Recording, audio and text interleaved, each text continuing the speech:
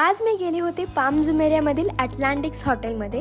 हो, तेच हॉटेल जिथे हॅपी न्यू इयर आणि सिकंदर सारख्या मूवीजचं शूटिंग झालं. खरं तर पहिल्यांदा आमचं काहीच ठरलं नव्हतं, कारण जे काही घडते आयुष्यात ते अचानकच घडत आहे. आज आमच्यासोबत एक स्पेशल व्यक्ती पण आहे. त्यानंतर आम्ही पहिल्यांदा मेट्रोने ट्रॅव्हल करायला स्टार्ट करतो. थोडा ट्रॅव्हल आम्ही कारने पण करतो, कारण डेस्टिनेशन लांब होतं. पोहोचल्यानंतर सगळ्यात पहिल्यांदा आम्ही तिकीट्स वगैरे घेतो आणि तिथून आत जातो.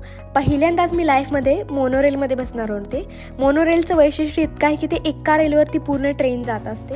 त्यामधून बसून जो पूर्ण पाम जुमेरेचा व्ह्यू येत होता ना, तो एकदम खतरनाक होता. खूप अशी भीती वाटत होती, कारण ते पाण्याच्या वरून चाललं होतं आणि पहिलाच एक्सपिरियन्स होता. तिथं आम्हाला वेगवेगळ्या स्ट्रक्चर्सचे हॉटेल्स वगैरे बघायला मिळतात. मग स्टॉपला आम्ही उतरलो आणि जिथं पाणी क्रूज असतं ना, तिथं सनसेटची मजा पण वेगळीच असते. आम्ही थोडा वेळ सनसेटची मजा घेतली आणि मग आम्ही अटलांटिक्स हॉटेलमध्ये आत गेलो.